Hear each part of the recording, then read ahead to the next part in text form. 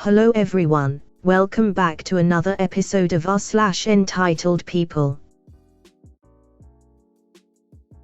In today's episode, entitled sister-in-law stole our baby name. Now she regrets it. Yes, I am getting married. Simple tale of taking an entitled mom down a peg. Before we get started, make sure to subscribe so you will never miss a video. So let's get started. Entitled sister-in-law stole our baby name. Now she regrets it. Hey y'all. Long-time lurker and all that. This is a throwaway account. To cut to the chase, my wife and I spent 4 years trying to get pregnant before the wrong side of 35. We are currently 33 respectively now and are blessed with a wonderful infant son. My wife has a younger half-sister that she has been LC with for some time. The woman is entitled and toxic, and also her mother's golden child. We've refused to let her or my MIL in the house since they both blatantly tried to make off with my wife's jewelry box a couple of years ago. The box contained a lot of valuable jewelry inherited from my wife's grandmother. Said jewelry is now in a safety deposit box as per my suggestion. My wife and I had nearly given up trying to conceive when it suddenly happened. And we were ecstatic. After we found out we were having a boy, we started looking into names.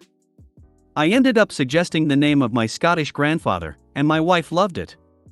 So that's the name we settled on. But we made the mistake of posting about it on social media.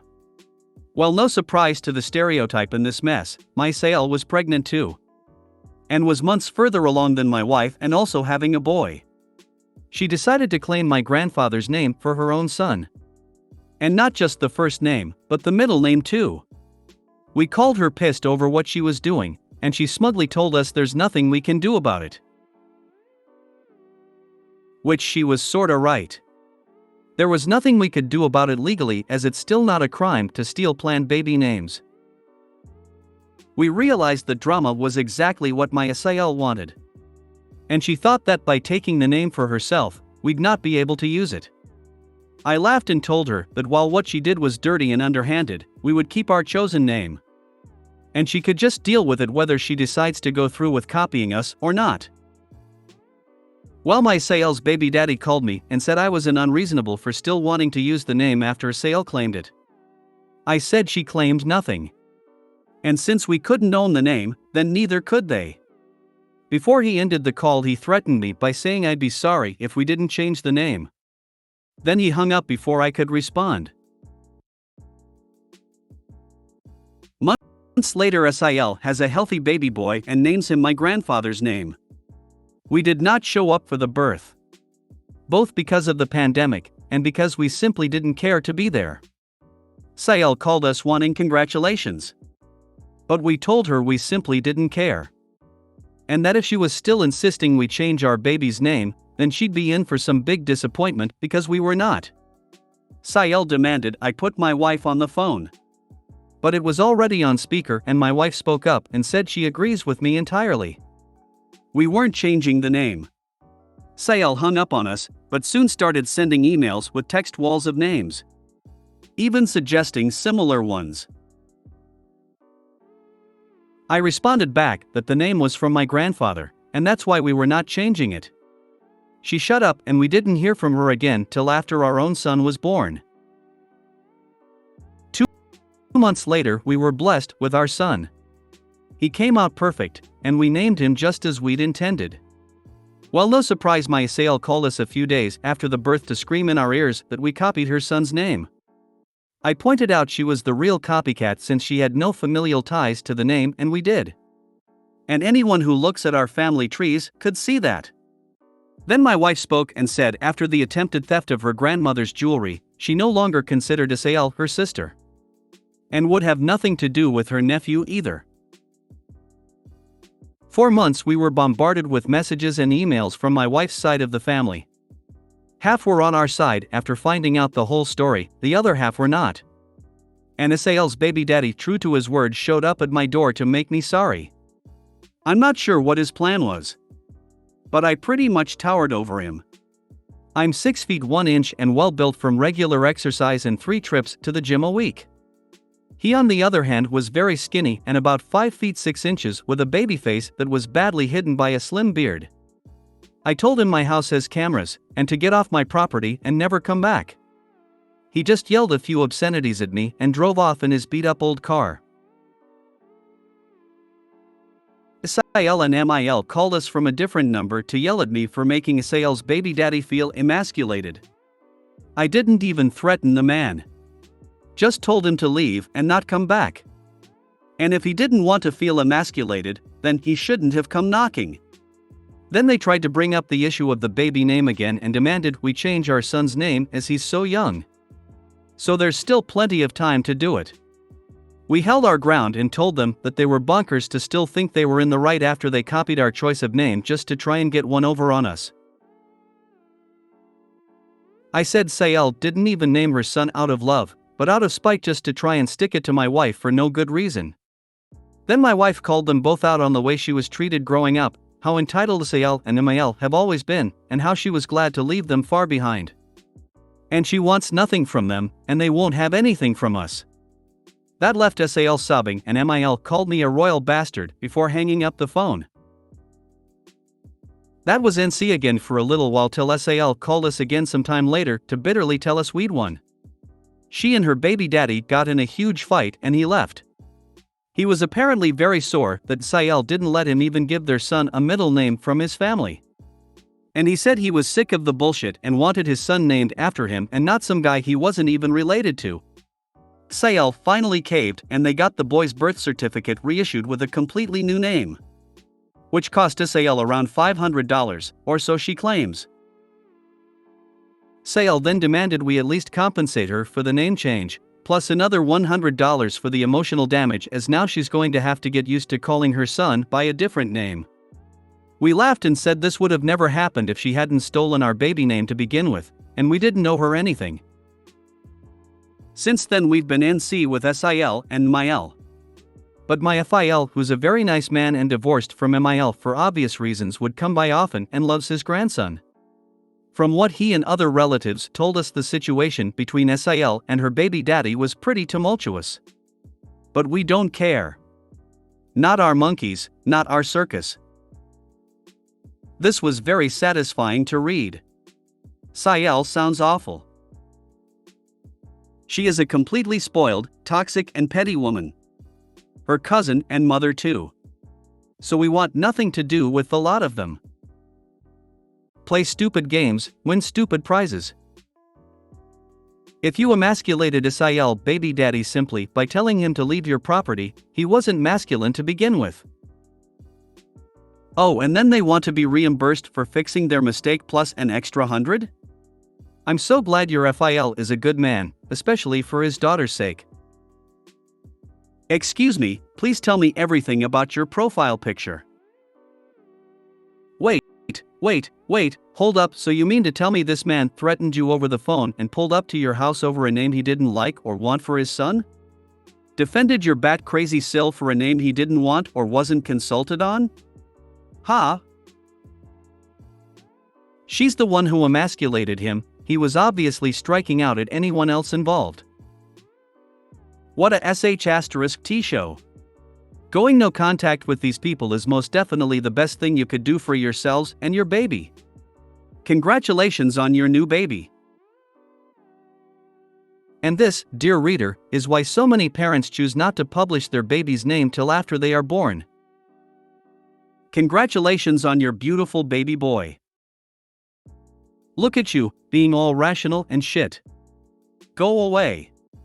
You'll ruin humanity for us and make it less entertaining. The only reason I tell people my future baby names is because I know no one else in my area would ever use the name Damien. I was surprised to meet one lady named Diana, but I don't think she's from my area. From what he and other relatives told us, the situation between SIL and her baby daddy was pretty tumultuous. That relationship won't last. She straight up named their child without him. SIL and her alleged baby daddy. Without a DNA test, How can you be sure she didn't conceive the baby without him? Maybe Sal really wanted you and thought if she used your family name, she'd get you too. That's actually very possible, as she did try to seduce me a couple of times. I have one more post that I'll make after this one to tell that part of the story. I cannot even imagine the level of petty you've been dealing with from a woman who would pull this. She created and participated in her own stupid game even though both of y'all made it clear you weren't interested in playing, then wants you to pay for the consequences of her actions? Lordy. Congrats on your son and cutting the crazy out of your life. Gives too many bats in her belfry a new meaning, for sure. Yes, I am getting married. This happened years ago, but other posts on here made me think of it. Like 10 years ago, I met a friend's brother, let's call him Dave. He was kinda cute, definitely my type, but I had just been dumped rather brutally, so I didn't want to date. Well, we started texting and hanging out. My friend was fine with it, but we weren't dating, just hanging out a few times a week. College started back up, so I got ready to leave town to head out of state. Me and Dave start having long conversations about us, but he always ends them by saying he doesn't want to date anymore because the girl he dated in high school cheated on him with a friend. Broke his heart. Even though it had been 8 years since then, I accepted his answer and left town as just his friend that would occasionally sleep over. Fast forward a few months and I meet the guy that would become my husband, Steve. Dave and I still talk a few times a week, but once I tell him I'm dating Steve or have plans with Steve or that Steve is coming over, he gets all huffy and yells, "You need to be committed to school and get your degree." Dave never went to college, so this was weird. Months later, Steve proposed. I said yes and started telling family and friends about it. Everyone is happy for me, except Dave. He straight up tells me that I never stick to anything. "Sir, I've known you for a year, so this is weird. And that I can't get married because I'm too young." At 22, yes, I was young. However, Steve and I talked about everything we wanted in marriage, with kids, life goals, and I never experienced that connection or peace with anyone before. Having grown up in an abusive home, I didn't want to let that peace go away. I got married. Dave's sister came and was very supportive. Steve never had an issue with my friendship with Dave, but they also never met, and that probably helped, lol. But I still cannot fathom why Dave thought he could tell me I couldn't get married and that I would listen to him. Edit: to make clear, I literally just slept at his place. We never kissed, held hands, or even cuddled. I'd sleep on the couch. If we went somewhere to eat, he wouldn't buy me anything, I would get my own food. Nothing physical ever happened between us. Sounds like the dude was in love with you. But he didn't want to let you or anyone else know. If that was the case, I'm glad I avoided it. You can't claim to love someone then push them away. Dave was trying to control you and your emotions. Good thing you chose Steve. Oh honey, you dodged a massive bullet. My Dave was a friend, I'll call him.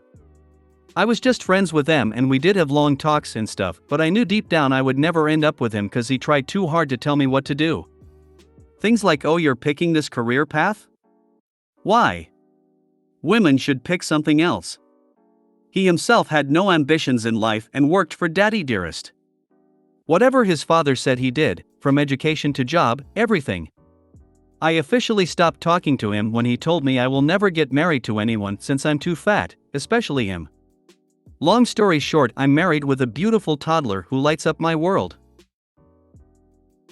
This story was great until I found out you were married to a toddler. Disgusting. Nah, he wasn't in love, he was obsessed with the idea of love. A lot of guys get like this as they have never experienced actual love before. Not even from their mothers. So they have a very skewed relationship with their emotions. I think he wants to be pursued. He wants someone that when he says they're just friends and he's not interested in dating, hangs around and does all the date things with no commitment, and sits in the friend zone trying to get him to catch feelings. He wants to be a hot chick. Is it a "I don't want you, but nobody else is supposed to have you"? You were his standby, you were supposed to wait around for him to be ready, not off finding happiness with someone else. Dave saw you as his backup plan, and you didn't follow through with his plans for you. Please keep your distance from him so he doesn't try to ruin your marriage in the future. I haven't talked to him in years. Got a new phone number before getting married and never gave it to him. You were his backup, and now he's pissed that you moved on. He was never really your friend. Which, I understand from experience, is a shitty feeling. Guys whine about how much being friend-zoned sucks, but no one mentions how much it hurts to find out someone was pretending to be a friend only because they wanted to get into your pants. Ah, yes, Dave is that jilted guy that does nothing to have a relationship but always claims he's in one and they cheated. I doubt the girl in high school even knew they were in a relationship, which is why she had a dude on the side. But in his mind, he built this incredible love story. That didn't involve anyone but him. Nailed it. I don't think he was in a relationship and HS with her, just in his mind. He sounds creepy. Simple tale of taking an entitled mom down a peg. Way back when, I was a member of a community swim club. We trained and we did competitions with other communities, but it was mostly just swimming for fun, exercise, and socializing. I ended up being one of the assistant coaches, for a dubious definition of coach, which meant that I ran along the pool shouting encouragement, some stroke correction, and along the way wrangling the younger kids. Not littles. 7 to 12-year-olds. I start every session with the kids by calling out, "Hey all you brats, come on over, it's time to stretch." They would come over to my area and we'd do stretches. I guided them through real stretches, but give them silly ever-changing names. One day in the middle of the session a mom comes up, very pissed off. "You called my boy a brat. Why did you call him a brat?" I just stared at her for a moment. He came running when I called for the brats to come over here. So he must be a brat. Turning the kids who are watching, you are all brats, right? Yes. Brats, brats, brats. Cheers, etc. Including her son. She got even more pissed off, at which the kids started laughing at her. Kid returned and was decent swimmer, never saw his mom again. LMAO, love the kids helping you bring her down a peg or two. I pretty much answered to any and all versions of "Hey you kid" when I was growing up. Kids can definitely tell your joking voice and are happy that adults, or even older kids, are treating them differently, but still very caring, than they are normally treated. Even if it's just a different name they're called by a swimming coach. I would have brought my kids there just specifically for you. I answered to "Hey you" plus a bunch of other names that aren't even my own. Joys of a big paternal family, lol. Thank you. After a few months, I had everybody at my stretching sessions. I used to watch large groups of kids, 10 to 12, at a time, ages 6 to 12. When I was in college, 4 or 5 families would book me months in advance. I'd charge $500 a night. They'd order pizza, use paper napkins and plates. It was a total madhouse of dance contests, twister, relay races, Red Rover, egg hunts. I'd bring prizes, clearance toys, stickers, and candy. Movies, popcorn. God, they had a great time. Everyone always behaved, because if one did, all games stopped and everyone knew why. I'd count heads, lack of blood, and call them goblins, before it was paired with another word. Parents were happy, the place was clean, and the kids were clean, happy, and crashed. Good job, coach. We had a teacher in primary school with rat in her last name. We were affectionately known as her ratbags, and we loved it. I was a substitute teacher quite a few years ago. When I was in a high school, especially when I had gotten to know the kids, I would call them ladybugs and jelly beans. They loved it. I'm 40, and my niece is 26.